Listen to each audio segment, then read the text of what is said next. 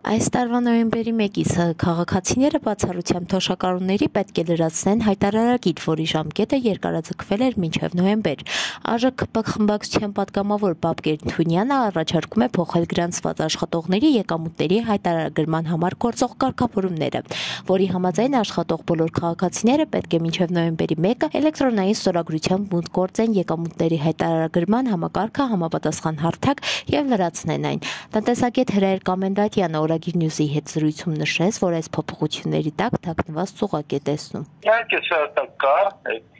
հակարդլարած, ապա գիտեք որ մենք այս ապիկարների այս դավաճանների իշխանությունը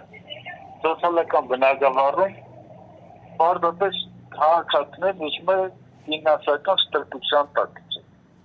Այս ամբողջը։ Ըստ տնտեսագետի, քանի որ հայտարարագրման կարգավորումները մոտ 620,000 հոգու վրա չէր աշխատելու, որոշել է նայել ճանապարհով գնալ։ Հիմա որոշեցին սոցիալական բայցին չմեն, թոշակառուների մեջ ցանում են, այնտեղ մնում մոտավորապես 600,000-ը, որ մեռել է։ Դրանց է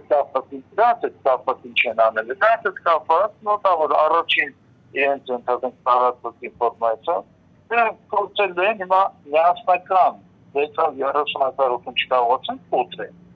Հիմա փորձել են հատիկ փոտրել մարդկանց։ Արդյոք պարտադիր հայտարարագրումը չի վերաբերվում շարքային քաղաքացիներին, Կամենդատյանը ասաց, որ անխտիր վերաբերվում է բոլորին։ Դրանք պարտադիր ուզում են ֆինանսական լուծել, թե մարդկանց զուգին այս ամբողջը։ Ու փորձում են տանել մի նոր գործիք, որ ցանկացած մարդու նկատմամբ իրարու կա։ Ցանկացած։ Նայեք, դու կենթանեք որից է ավանդի տոկոս եք դրել, ընդհանրապես 1 ժամով մի ավանդ եք դրել մի բանկում, չէ՞։ Արդեն դու պարտավորություն ունեք, որովհետեւ դա հայտարարեք։ Հիմա ասում եմ, դու մի հայտարարագրի, մենք կտեսնենք, մենք միանգամից քո նկատմամբ արդեն իսկ բնույթի աշխատանքներ կսկսենք։ Հասմիկ Մովսիսյան, Օրագիր Նյուզ։